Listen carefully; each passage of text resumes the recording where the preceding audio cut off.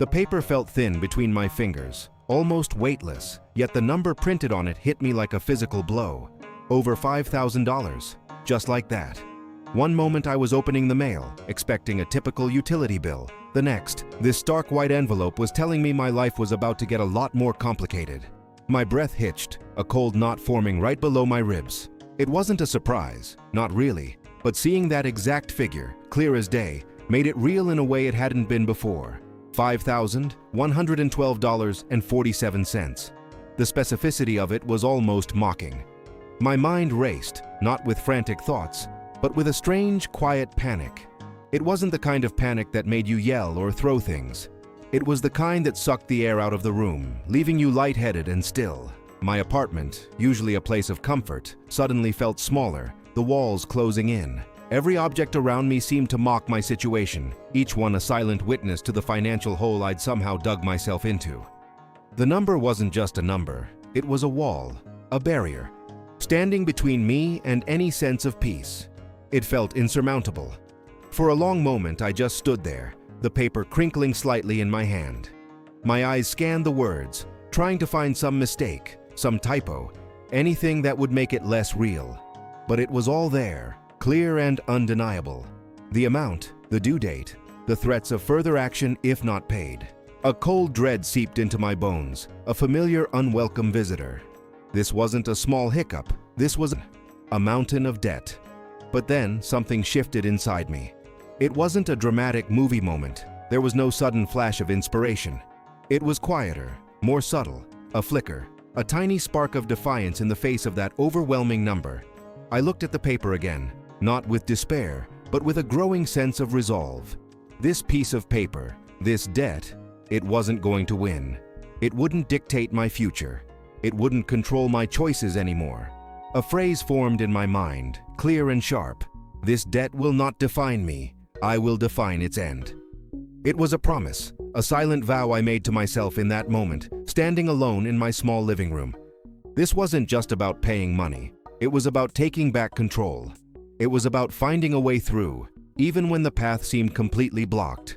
I knew, deep down, that the way out wouldn't be easy. There would be no magic solution, no quick fix. It would require a radical change, a logical, step-by-step approach that would turn everything I thought I knew about managing money on its head. It meant facing facts, making tough decisions, and sticking to a plan with unwavering determination. This was the beginning of that plan. This was the moment I stopped letting the debt control me and started controlling it. Before we continue, subscribe to the channel and tell us in the comments where you are watching from. The path to that $5,000 burden wasn't a sudden drop. It was a slow, almost imperceptible slide, a series of small choices and overlooked details that, when added up, created this financial mountain. Looking back, it felt less like a conscious decision and more like drifting downstream, only to realize too late that the current was pulling me towards a waterfall. My life wasn't extravagant, it was just regular, the kind of routine many people experience. My apartment was modest, comfortable enough for one, with just enough space for my few belongings. My job paid the bills, mostly, or at least it used to. The pressures of modern living are subtle, insidious even. There's the constant hum of subscriptions, streaming services, that one fitness app I barely used but kept meaning to, the monthly fee for faster internet. Each one felt small, almost insignificant on its own, a few dollars here, $10 there. But they accumulated. Then there were the small treats, the daily coffee on the way to work, the takeout meal when I was too tired to cook, the new gadget that promised to make life easier, even though the old one worked perfectly fine. These weren't luxuries. They were just part of the rhythm of everyday life, or so I told myself. But then came the unexpected. The car needed a major repair, a sudden, unavoidable cost that wiped out my small savings. A medical bill from an urgent care visit, higher than I anticipated, arrived shortly after. These were the big hits, the ones that forced me to put things on credit cards, telling myself I'd pay them off next month, or the month after. The intention was always there, but the money rarely was. The financial stress began to manifest in small, uncomfortable ways. Checking my bank balance became a chore I dreaded, often putting it off for days, sometimes even a week. The numbers never seemed to go up, only down, and the thought of seeing how low they'd gotten filled me with a quiet anxiety. Conversations about money with friends or family became awkward. I'd change the subject or make vague excuses about being busy if a social outing involved an expense I couldn't afford. There were times I'd invent plans, just to avoid admitting I was broke. The low-level anxiety was a constant companion. Every time the mail arrived, a jolt of fear would shoot through me, wondering if it was another bill, another notice. The notification sound from my banking app, usually a comforting chime, became a source of dread. I learned to ignore it, to swipe it away without looking, a small act of self-preservation that ultimately made things worse. There were nights I'd lie awake, staring at the ceiling, the numbers swirling in my head, the weight of them pressing down on me. My mindset shifted subtly, slowly eroding any sense of financial stability. I started rationalizing impulse purchases, telling myself I deserved it, or that I'd make up the money somehow. Delaying payments became a habit, pushing due dates to the very last minute, sometimes even past them, incurring late fees that only deepened the hole. I'd sign up for new credit cards, lured by introductory offers, without a clear, solid plan for how I'd pay them off. Each new card felt like a temporary solution, a breathing room, but it was just adding more fuel to the fire. I avoided financial advice, both solicited and unsolicited. Friends would talk about investments or savings goals, and I'd nod along, pretending to understand, all the while knowing I was miles behind, trapped in a cycle I couldn't seem to break. The small, consistent actions, the little decisions I made every day, were collectively creating this large, imposing debt. Each one, on its own, seemed harmless, insignificant, but together, they built the wall that now stood before me, the $5,000 barrier, and it was time to tear it down. The turning point arrived not with a bang, but with a quiet, sickening thud. It was a final notice, not for a bill, but for a service I genuinely needed and couldn't afford to lose. Seeing that bold, red final notice stamp wasn't just about the service itself. It was the stark realization that I was losing control, bit by bit, of even the necessities. That night, lying awake, the familiar anxiety was replaced by something else. Pure, unadulterated frustration. I was tired of the dread, tired of the avoidance, tired of the endless cycle. It was an internal scream, a firm decision to reclaim my life. This was it. No more drifting. The first step, the one that felt like pulling off a bandage slowly, was acknowledgement and inventory. I gathered every statement, every bill, every credit card agreement. Spread across my small dining table, the stack looked like a monument to my financial failures. With a deep breath, I listed them all. The credit card balances, the personal loan, the medical bill payment plan, the outstanding utility.